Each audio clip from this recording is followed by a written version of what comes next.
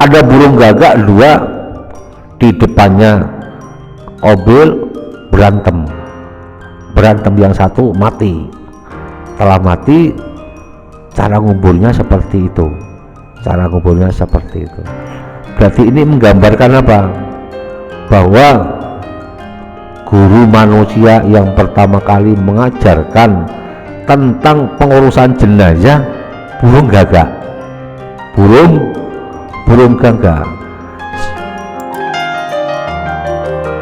Qabil Habil si Qabil ojo ditiru, bumi bundas burung gagak dadi guru. Qabil Habil si Qabil jangan ditiru, bumi rusak burung gagak jadi guru. Allahumma sholli wa sallim ala sayyidina wa maulana Muhammadin. Bahwa ayat 29 sampai 31 ini masih menggambarkan tentang kisah Qabil dan Habil yang intinya dampak daripada pembunuhan menimbulkan risiko yang sangat berat bagi pelakunya. Apa yang terjadi? Yaitu besar malapetaka, besar kejadian, besar musibah yang terjadi setelah itu.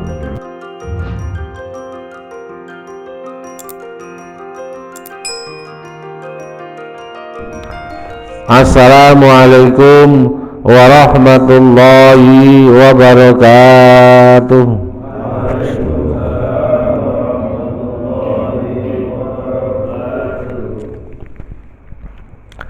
Bismillahirrahmanirrahim.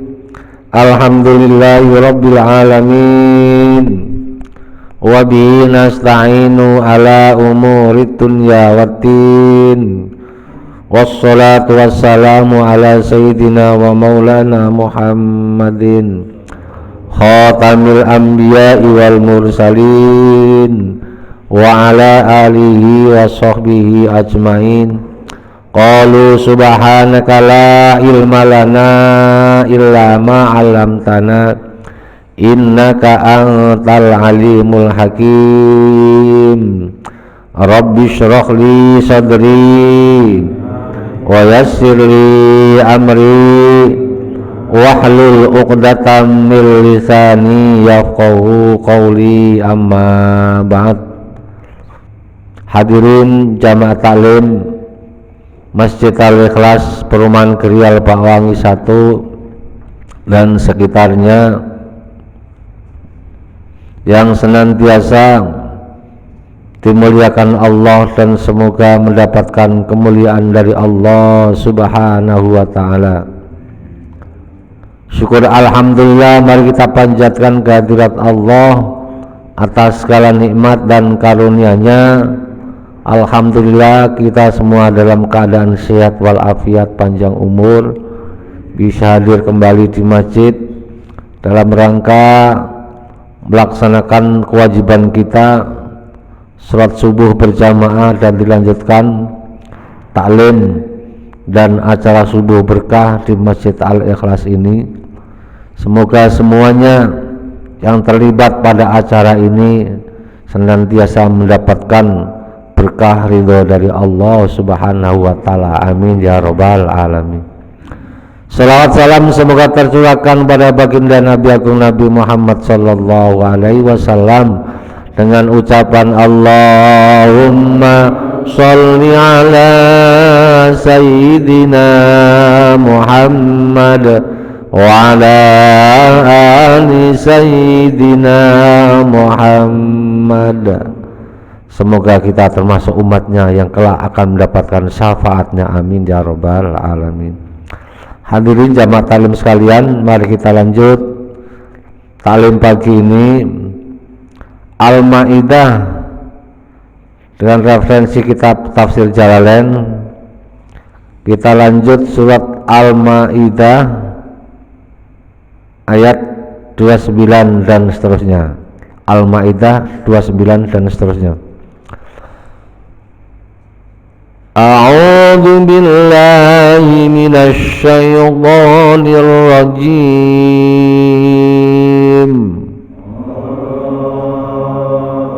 Bismillahirrahmanirrahim.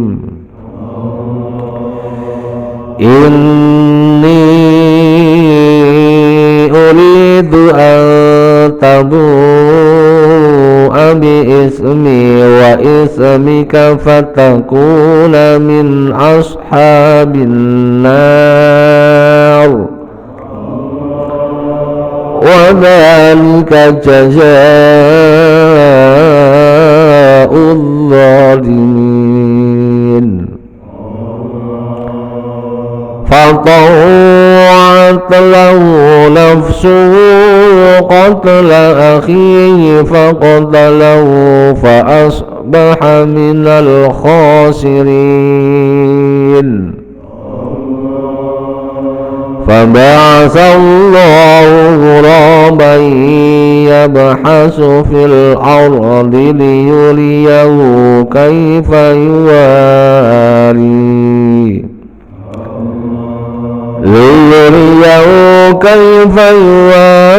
سوءة أخيه. قال يا ويلتى أعجزت أن أكون مثل هذا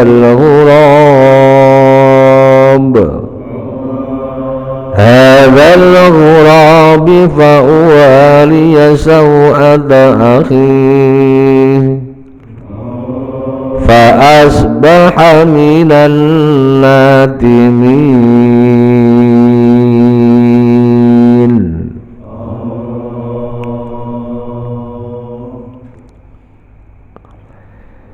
Inni uridu an tabu'a bi ismi wa ismika fatakuna min ashabin nar.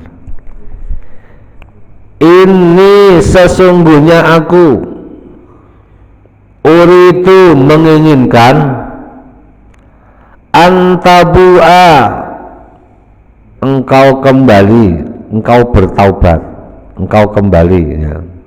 Aitarji'a bi ismi dengan membawa dosaku, ai bi ismi qatli dengan membawa dosa karena membunuh aku. Ini apa nasihat si Habil. Si Habil itu siapa kemarin Pak? Artinya si Qabil, anak nomor 2-nya Nabi Adam. Wa ismika dan membawa dosamu, alladzir takab tahu yang telah engkau kerjakannya mingkoblu dari sebelumnya. Kenapa mingkoblu Pak? Nah, bukan mingkobli ya. Ini kaidah dalam ilmu nahwu nanti ya. Biasanya lafal qablu itu kalau idofahnya dibuang ya, idofahnya dibuang dia berlaku mabni, mestinya min qabli. Kenapa min qablu? Karena mudhofnya dibuang. Kalau qabli min qabli, tapi kalau qablu min qablu dia apa? Mabni dhamma, biarpun dibaca jar tapi apa alamat jarnya kasratun muqaddaratun fi akhirih. Kalau kaidah dalam nahwunya seperti itu. Min qablu dari sebelumnya, fatakuna maka engkau jadi min ashabin nari dari penduduk neraka. Wala uridu dan aku tidak menginginkan an abu'a aku kembali bi ismika dengan memikul membawa dosamu idza qataltuka jika aku membunuh engkau fa aqulu minhum maka aku dari golongan mereka. Qala ta'ala padahal Allah Ta'ala ya wa dzalika jazaa'udz zalimin demikian itu balasan bagi orang-orang yang berbuat zalim. Nah kemarin ayat sebelumnya berarti ayat ini masih menerangkan tentang apa tragedi pembunuhan kedua anak Adam kakak beradik. Ini bagian yang kedua, kemarin yang pertama, sekarang yang kedua.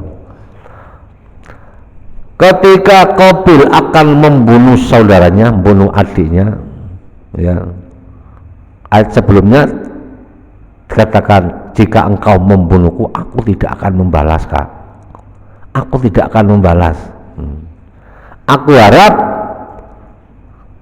supaya ikut itu tidak akan terjadi. Ini Habil memberikan nasihat kepada kakaknya, kepada saudaranya.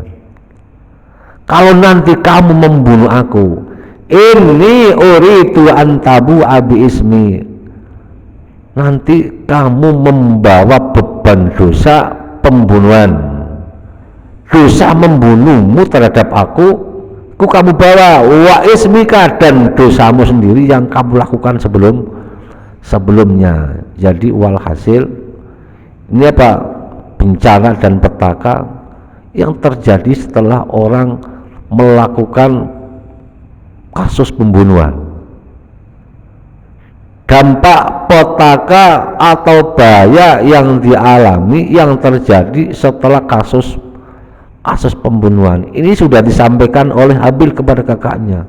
Baik dampak di dunia, resiko di dunia, terutama resiko di akhirat lebih berat. Dia sampaikan kakaknya, berat Kak kalau kamu membunuh manusia, terutama aku ini saudaramu sendiri. Jangan gitu. Nanti kamu akan membawa beban berat. Bebannya apa? Yang pertama biismi, kamu memikul dosaku nanti di akhirat dan dosamu sendiri di akhirat pula. Karena waktu itu belum ada penghuni dunia, baru Qabil dan Habil. Jadi Qabil belum merasakan dampak yang besar ketika di dunia. Di samping itu fatakuna min ashabin nar, nanti kamu akan menjadi penghuni neraka kan apa? Ku anfusakum wa ahlikum naro, jagalah dirimu dan keluargamu dari siksa neraka.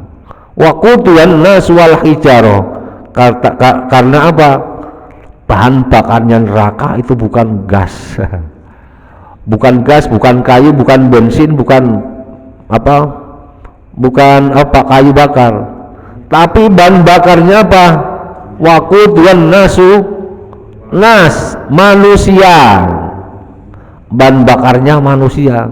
Justru kalau dikasih bensin nggak nyala, dikasih kayu bakar nggak nyala, dikasih bahan soal bahan bakar nggak bisa nyala. Justru nyalanya bahan bakarnya manusia. Siapakah manusia yang menjadi bahan bakar neraka? Orang-orang yang menentang hukum Allah, orang-orang yang jauh dari Allah. Wal hijarah, bahan bakarnya manusia dan batu. Kalau udah kena panas meledaknya membawa panas. Itu bagian daripada apa? Untuk meningkatkan panas yang berada di dalam neraka. Apakah kalian tidak takut, wahai Qabil? Apa kalian tidak takut? Itu sudah dikasih nasihat kakaknya seperti itu. Karena apa? Itu bagian daripada pembalasan Allah terhadap orang-orang orang-orang yang zalim. Tapi manakala Qabil dikasih nasihat seperti itu, fatawa'at lahu nafsuhu, maka terus menggoda lahu kepada Qabil minal akhar, maksud minal akhar itu Qabil ya.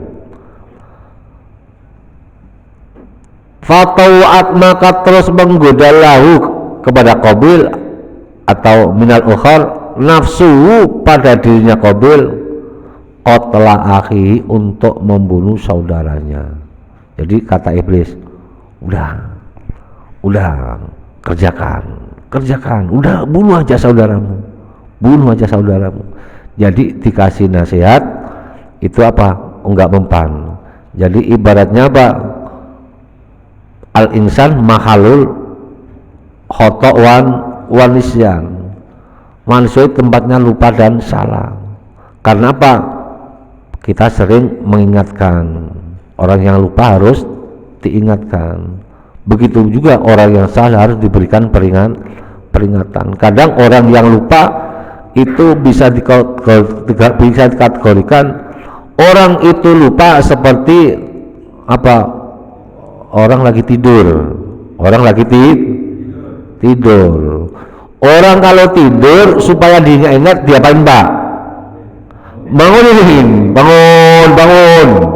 sahur gitu ya. Nah, supaya ingat dia dibangun. Kalau memang tidur dibangun nggak bangun, seperti kita bangun anak kita kan, bangun waktunya subuh, bangun waktunya makan. Kalau nggak mau bangun diapain Pak Jujung? Siram air. Kalau siram airnya nih, kalau nggak bangun tak siram, pakai apa? Pakai kopi. Kalau misalnya pakai kopi bangun.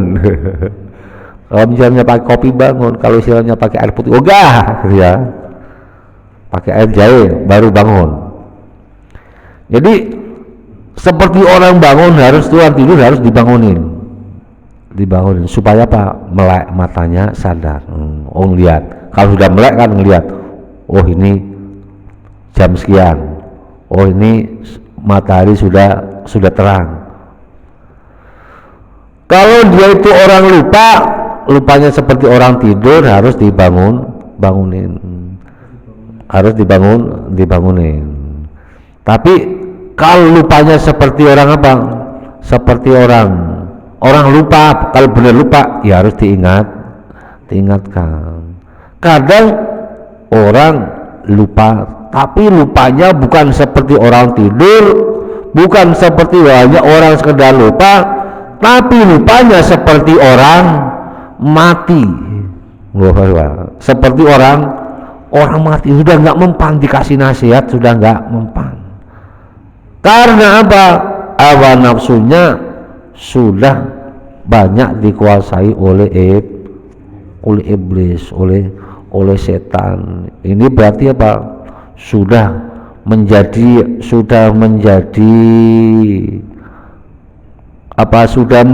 nas Allah Subhanahu wa taala bahwa iblis akan mengganggu anak Adam dan keturunannya sampai hari kiamat. Nabi Adam diganggu iblis, berhasil makan buah khuldi. Generasi berikutnya Qabil dan Habil diganggu iblis, juga berhasil. Fatawa'at, maka terus mengganggu kepada Qabil, nafsunya diganggu, dipenuhi oleh iblis. Qatla akhi, untuk membunuh saudaranya. Nah, karena Qabil tadi terus diganggu iblis, udah bunuh aja. Akhirnya fa'asbaha faqatalahu, maka terjadilah pembunuhan. Faqatalahu, maka membunuhnya. Siapa yang membunuhnya? Qabil membunuh adiknya Habil. Fa'asbaha, setelah terjadi kasus kriminal seperti itu ya, kasus pembunuhan seperti itu, fa'asbaha, maka Qabil termasuk orang yang rugi. Dia tidak menyesal, hanya apa? Dia kategori orang rugi. Qabil setelah membunuh adiknya, dia tidak menyesal sama sekali. Tidak menyesal sama sekali, alias tidak merasa bersalah. Tidak merasa bersalah. Biqatlihi, ruginya biqatlihi dengan membunuh adiknya, membunuh Habil. Nah, setelah membunuhnya, walam yatri, dan dia tidak tahu ma yasna'u bi, apa yang ia perbuat, li'annahu, karena hal itu, li'annahu, karena terjadi pembunuhan itu awal mayitin, orang mati yang pertama, ala wajil ardi, di atas muka bumi, min bani Adam, dari bani Adam. Fahamalahu, maka membawanya si Habil, membawa adiknya, ala dhahrihi, di atas punggungnya.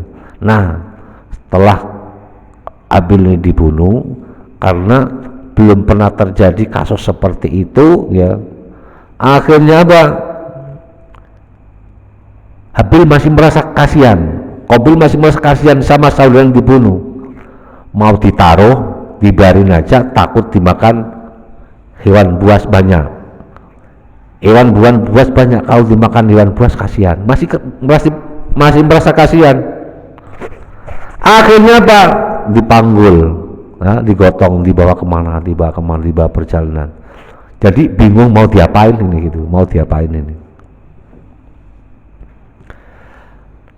Kemudian fa ba'asallahu ghuraban, maka Allah mengutus ghuraban, burung gagak, ia bahasul, yang menggali fil ardi, bumi, ayam basul turaba, bimangkori, dengan paruhnya, wabiri jelai, dan kedua cakarnya, wayasirahu, wayasirahu, dan menimbunnya, ala ghurabi mayitin, atas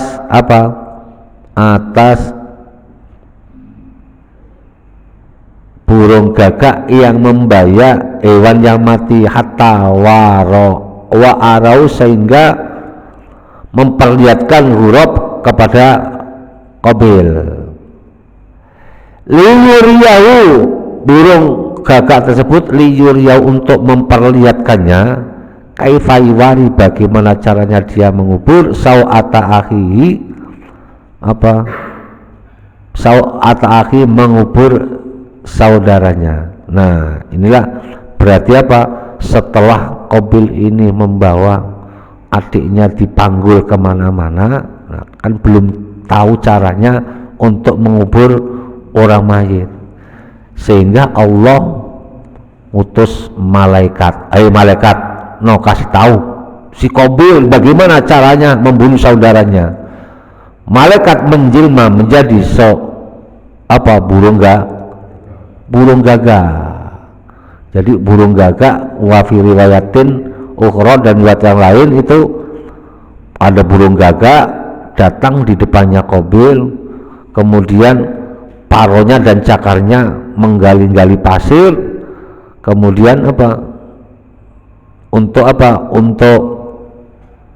menimbun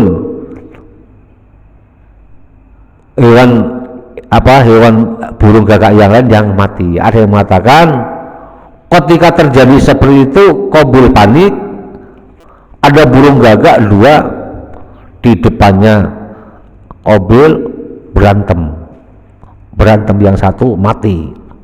Setelah mati, cara nguburnya seperti itu. Berarti ini menggambarkan bahwa guru manusia yang pertama kali mengajarkan tentang pengurusan jenazah burung gagak, dan ini Allah sampaikan kepada anak Nabi Adam. Jadi tidak diberikan secara tertulis. Ini pelajaran disampaikan secara siaran langsung, live, diberikan secara langsung live Tuh gambaran seperti itu, burung gagak berantem, yang satu mati, caranya mengubur saudaranya bukan dilempar tapi apa, dikubur, digali.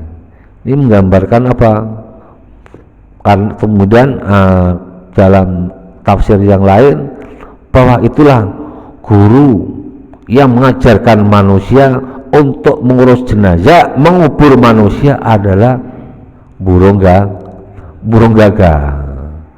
Dan satu-satunya burung yang Allah tuangkan dalam Al-Quran ini burung gagak, gurub, burung gagak. Makanya sehingganya kata orang-orang kita, orang Jawa, orang Wetan, makanya burung bapak itu, burung gagak itu burung yang serem katanya. Serem Pak ya, kalau ada burung gagak apa itu berbunyi di atas rumah, hati-hati loh, itu ada petanda apa gitu. Ya itu mitos. Mitos Pak, pernah dengar nggak begitu Pak? Loh itu suaranya itu. Ya bulunya yang hitam, bulunya mengkilap, bulunya warnanya hitam, warnanya hitam mengkilap, suaranya seperti itu tadi. Ya, menyeramkan. Karena apa? Nah, itu gambarannya seperti itu. Kemudian qala ya wailata. Nah, setelah melihat kejadian itu si Qabil, wah, gampangnya kalau kita, waduh sialan. A'ajaztu an akuna mislah hadzal qurab. Kenapa aku tidak mampu melaksanakan ini seperti burung gagak itu? Burung gagak aja bisa, kenapa aku nggak bisa? No, dikasih nasihat tapi dia tidak sadar. Dia tidak sadar. Malah Bang, sialan. Mengatakan gampang. Ajaztu, kenapa aku tidak mampu mengerjakan seperti burung gagak ini? Fa'wariya sawata akhi, untuk mengubur saudaraku. Nah, setelah itu fa'asbaha minan nadimin, setelah Qabil mengubur adiknya, saudaranya, dia mulai ada rasa nadimin, rasa menyesal, rasa menyesal karena dosa yang diperbuat. Nah, untuk itu tadi sudah diberikan nasihat oleh adiknya, tapi nasihat tersebut tidak diindahkan, tidak masuk. Karena apa? Nafsunya lebih besar dikuasai oleh iblis. Padahal dalam hadis yang lain, dalam keterangan yang lain, bahwa dosa membunuh itu nanti akan memberatkan kamu kelak di akhirat.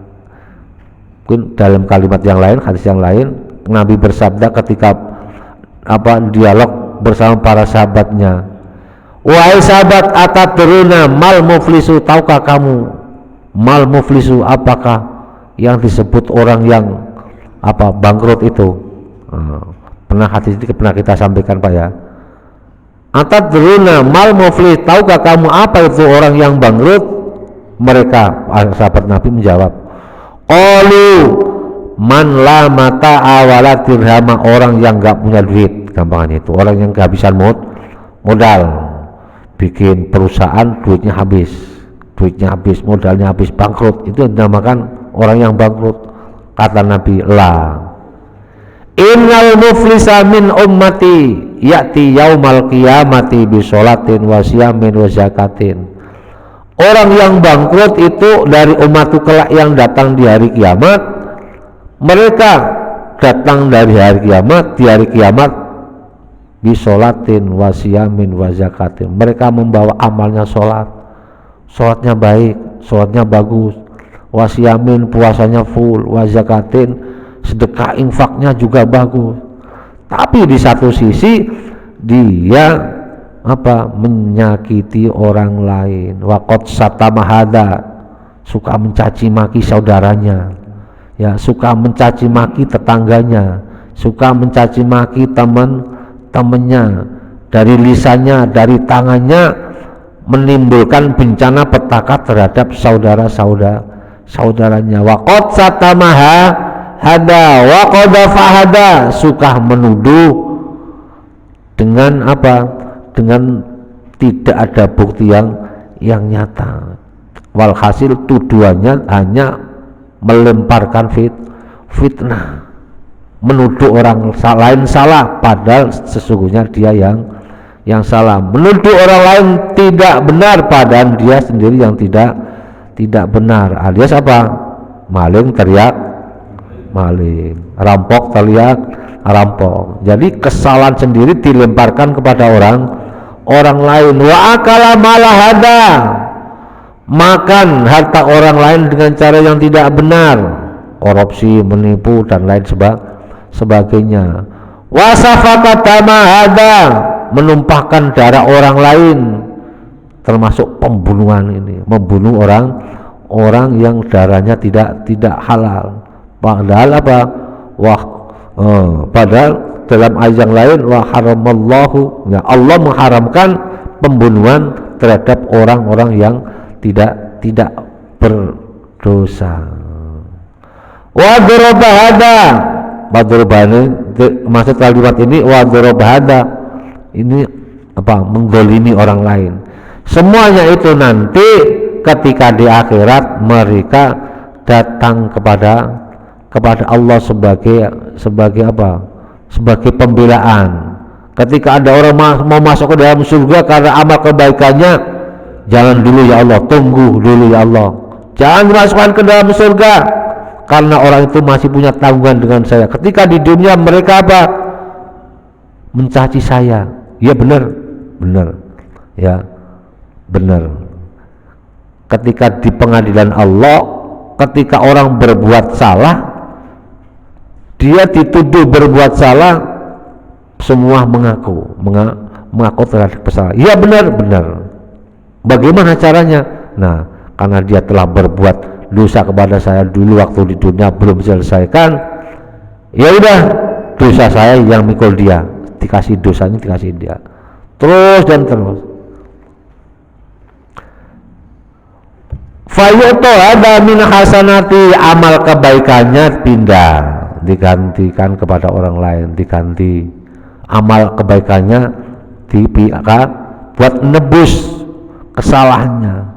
Amal kebaikannya, amal sholatnya buat nebus dosanya ini, amal puasanya buat nebus kesalahan ini, amal infak sedekahnya buat nebus kesalahan ini, sehingga semua amal fa'in faniyat hasanatuhu, sehingga semua amal kebaikannya sudah habis, sudah nggak ada lagi. Nggak dilihat di lemari sudah nggak ada, gampang Pak, di lemari sudah nggak ada duit, di kantong sudah nggak ada duit, di rumah sudah nggak, semua nggak ada duit. Adanya apa? Masih banyak orang yang menagih hutang, gampangnya seperti Pak ya, uang gaji sudah habis, uang simpanan sudah habis, di ATM sudah habis, duit sudah habis, tapi masih banyak orang yang menagih hutangnya gede-gede. Akhirnya apa? Sertifikat keluarga, sertifikat sudah apa? Sudah kedaluarsa, sudah banyak tanggungannya. Akhirnya apa? Rumah dijual, motor dijual, yang dimiliki dijual, semuanya barang yang dimiliki habis semua. Kalau habisnya di dunia, masih ada tetangga, masih ada saudara, masih ada Pak Eko pinjem Pak, gitu. Pak Eko pinjem Pak, udah tenang. Pak Eko bagindo, tenang. Tapi kalau kelak sudah di akhirat, sudah nggak ada yang hal-hal seperti itu. Adanya apa? Gantinya apa? Fa'in faniyat hasanatu qabla ayyuqdha ma alaihi, amal kebaikannya sudah habis sedangkan tanggungannya masih banyak. Akhirnya apa? Ukhidha min khotoyahum, dosa orang yang tadi pernah dikecewakan, pernah disakiti, pernah difitnah, pernah didolimi, dilemparkan kepada orang itu. Karena banyak dosa orang lain yang yang dipikul udah nggak kuat membawa bebannya, akhirnya apa? Faturihat alaihi, kemudian dosa-dosa orang lain dilemparkan kepada orang tersebut, summaturiha finnar, akhirnya orang tersebut dilempar ke dalam neraka. Dan nasihat itu sudah disampaikan berkali-kali kepada si Qabil. Qabil Habil, si Qabil ojo ditiru, bumi bundas burung gagak dadi guru. Qabil Habil, si Qabil jangan ditiru, bumi rusak burung gagak jadi guru.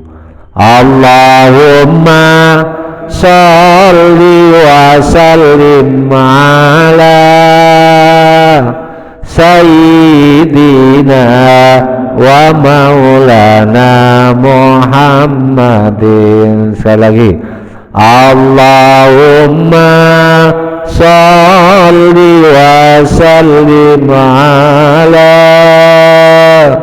sayyidina wa maulana Muhammadin. Jadi intinya ayat ini yang menerangkan tentang tragedi Qabil dan Habil. Bagian yang kedua ini tentang apa? Nasihat. Kenapa pada dasarnya sampaikan kepada Nabi Muhammad, pada umatnya, sampaikan kepada umatmu Muhammad supaya mereka bisa ngambil pelajaran. Kemudian hikmah yang kedua apa? Ayat berikut ini adalah apa? Hikmahnya adalah nasihat, memberi nasihat kepada siapa saja, karena pada dasarnya ad-dinu nasiha. Dalam hadis Arba'in Nawawi, mungkin kalau kita ingat pelajaran-pelajaran di madrasah ibtida, madrasah diniyah, ad-dinu nasiha, agama itu isinya apa? Nasihat. Nasihat apa Pak? Berarti Pak pitutur ya, nasihat tentang kebaikan. Nasihat buat siapa? Kola, para sahabat jawab kola, liman, nasihat buat siapa ya Rasul? Nasihat buat apa? Lillahi, nasihat kepada Allah. Nasihat kepada Allah maksudnya apa?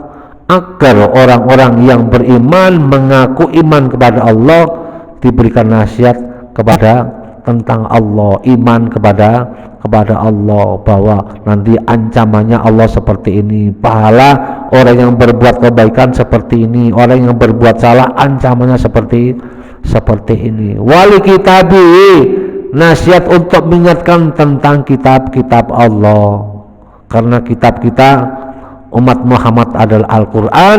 Yuk kita baca Al-Quran dengan sedikit, kita pelan-pelan mempelajari kandungan makna yang terkandung dalam kitab Al-Quran, supaya sekaligus bisa menjadi apa? Obat hati. Wali Rasulih, dan nasihat buat siapa? Untuk mengingatkan bahwa Rasul, orang-orang yang diutus oleh Allah untuk menyampaikan umatnya itu, agar pesan tersebut sampai kepada kita lewat Rasul. Karena Rasul sudah nggak ada, para sahabat-sahabat sudah nggak ada, tabiin sudah nggak ada, tabi-tabi sudah nggak ada, yaitu para kiai, para guru-guru kita, agar nasihat dari mereka senantiasa yang kita butuhkan sebagai apa? Untuk rem, untuk agar kita tidak mudah terperosok dalam hal-hal yang dilarang oleh Allah Subhanahu wa ta'ala. Dan itu semua nasihat kepada siapa lagi? Min a'immatil muslimin, nasihat kepada para pemimpin kita, wa ammatihim, dan orang-orang manusia pada umumnya. Dan nasihat tersebut sering disampaikan dalam ayat watawasau bil haqqi wa tawasau bis sabri, saling mewasiat, saling pesan terhadap saudaranya terhadap hal yang benar, supaya sabar dalam hal untuk melakukan. Kalau itu memang itu perintah Allah memang berat, tapi dalam kesabaran melaksanakan perintah Allah tersimpan sesuatu yang mengandung hikmah yang besar. Monggo. Iya, sambil minum Pak kopinya, Pak. Kalau ini Pak Ustaz, kalau misalkan di suatu daerah atau wilayah itu belum ada undang-undang atau aturan, terus orang itu melakukan perbuatan dosa, gimana Pak Ustaz? Nah, berarti kan kemarin ada zaman fatroh. Fatroh itu apa? Berarti vakumnya hukum karena orang tersebut mungkin karena jahil, karena bodoh, kebodohannya dia. Enggak ada orang yang menyampaikan dakwah kebenaran, enggak ada. Kalau enggak ada yang menyampaikan kebenaran, tapi manusia itu punya insting, punya insting, punya naluri. Walaupun itu enggak ada yang membisikkan kebenaran, tapi manusia itu punya insting. Tapi secara hukum, kalau itu tidak benar-benar tidak tahu hukum, orang tersebut bebas dari bebas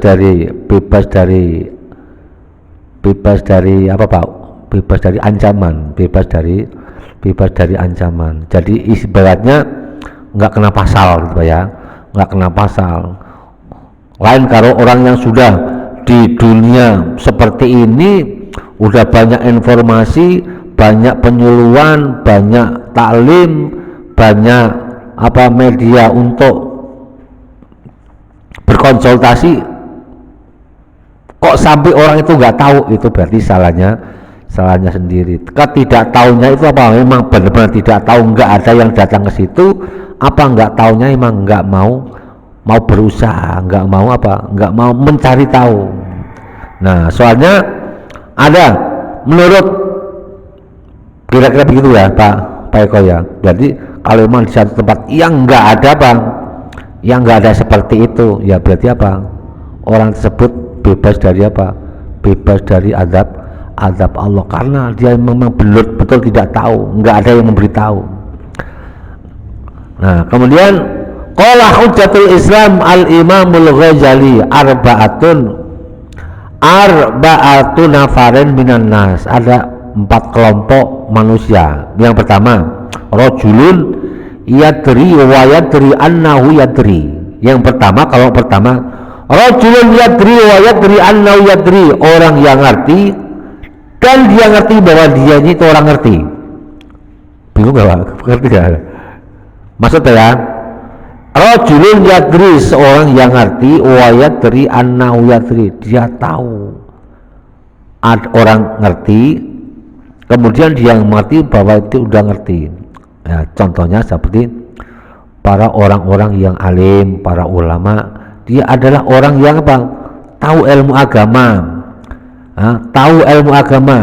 dan ilmu tersebut dimanfaatkan, diamalkan di tengah-tengah masyarakat, dan banyak orang yang mendapatkan manfaat dari ilmu tersebut.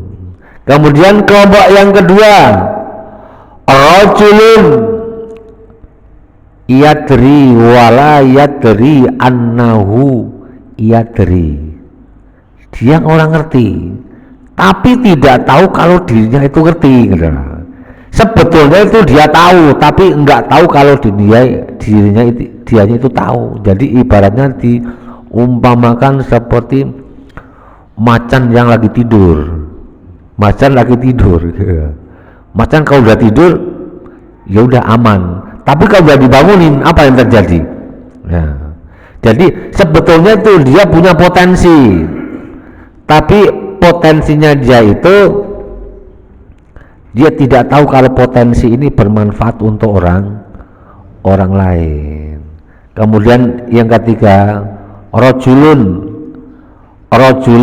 la yadri wa yadri annahu la yadri, orang yang tidak ngerti tahu kalau dirinya itu tidak ngerti, istilahnya apa? Ya orang awam, tapi yang menyadari kesalahannya. Saya ini nggak tahu, tapi menyadari bahwa saya ini tidak tahu. Jadi itulah istilahnya apa? Orang yang tahu posisi, gampangnya itu orang bodoh, ya dia menyadari bahwa dia tidak tahu. Itulah apa? Akhlak yang masih bersemayam di dalam jiwanya. Ada yang mengatakan ilmu dan akhlak itu masih tinggian mana Pak ya? Ilmu dan akhlak masih tinggian mana? Itu dua-duanya nggak bisa dipisahkan. Ilmu dan akhlak harus nggak bisa dipisahkan. Mana nggak ada orang itu berilmu tanpa akhlak? Ya, dulu pernah kita sampaikan, orang pintar tanpa akhlak cenderung menjadi maling. Orang pintar, orang itu nggak punya akhlak, nggak punya etika, nggak punya norma, cenderung menjadi maling. Begitu juga sebaliknya, orang yang berakhlak tapi dia nggak punya ilmu, cenderung dibodohin orang lain. Makanya dua-duanya berilmu dan berakhlak. Ini yang mantap, ya, yang pas, yang diajarkan oleh Rasulullah Sallallahu Alaihi Wasallam. Jadi matikan ilmu dan akhlak masih ini. Nah, karena apa? Tentunya itu nggak bisa dipisahkan. Ya ilmu, ya akhlak, ya ilmu. Kita ambil dari Al-Quran, Iqra bismi rabbikal ladzi khalaq. Iqra, bacalah. Berarti ini berdasarkan apa? Ilmu dulu gitu. Ilmu dulu. Ilmu bismi rabbikal ladzi. Bacalah dengan apa? Membaca bismi rabbika, dengan menyebut nama Tuhanmu, dan menyebut nama Tuhanmu ini masuk kategori akhlak. Berarti dua-duanya nggak bisa dipisahkan. Ilmu doang nggak bisa, akhlak doang nggak bisa, akhlak doang nggak bisa. Jadi dua-duanya. Nah, yang keempat itu tadi, rajulun la yadri wa la yadri annau la yadri, orang yang tidak tahu dan dia tidak tahu bahwa dirinya tidak tahu. Jadi orang itu, orang bodoh tadi, tidak merasa dia itu tidak tahu. Udah tahu dia itu, gampangnya apa? Orang itu sudah susah, tidak ngerti bahwa dirinya itu orang susah. Nah, itulah yang paling buruk. Yang paling buruk itu baru masuk kategori apa? Kelompok manusia yang ada di sekitar kita. Ya minimal kita apa? Orang kita punya ilmu walaupun sedikit, tapi bermanfaat. Yang kita harapkan seperti itu. Bisanya A, ya kita laksanakan, kemudian kita amalkan, itu yang akan bermanfaat. Jadi kembali lagi bahwa ayat berapa tadi Pak? 29 sampai 31 ini masih menggambarkan tentang kisah Qabil dan Habil, yang intinya dampak daripada apa? Pembunuhan menimbulkan apa? Risiko yang sangat berat bagi pelakunya. Untuk itu semoga kita senantiasa dijauhkan dari hal-hal yang bisa merugikan orang lain, bisa menimbulkan bencana terhadap orang lain. Karena setelah terjadi kasus pembunuhan, kasus seperti itu apa yang terjadi? Yaitu besar malapetaka, besar kejadian, besar musibah yang terjadi setelah itu. Sekali lagi bahwa itu terjadi karena apa? Ulah perbuatan kita semua, ulah perbuatan anak manusia, ulah perbuatan anak Nabi Adam. Kemudian kandungan yang tersebut bahwa burung gagak adalah sebagai guru manusia yang pertama untuk mengajarkan pengurusan jenazah dalam mengubur mayit. Semoga bermanfaat untuk kita semua. min ajli dalika katabna ala bani Israil wallahu a'lam bishawab. Sebelum kita tutup, mari kita baca suratul Fatihah. Kita sampaikan kepada saudara-saudara kita yang telah menginfakkan sebagian rezekinya untuk acara subuh berkah ini, semoga dibalas oleh Allah dengan rezeki yang berkah dan berlipat ganda, amin ya robbal alamin. Bismillahil Fatihah. A'udzu billahi minasyaitonir rajim. Bismillahirrahmanirrahim. Alhamdulillahi rabbil alamin arrahmanir rahim maliki yaumiddin. Iyyaka na'budu wa iyyaka nasta'in ihdinas siratal mustaqim siratal ladzina an'amta 'alaihim ghairil maghdubi 'alaihim waladdallin amin. Allahumma shalli wa sallim ala sayyidina Muhammad wa ala ali sayyidina Muhammad. Ya Fattahu ya Alim iftah lana fathan qariba. Allahumma alimna ma 'allamtana, alimna ma la 'allamtana, alimna ma yanfa'una, alimna ma la yanfa'una, innaka ta'lamu wa la na'lamu wa anta 'allamul ghuyub.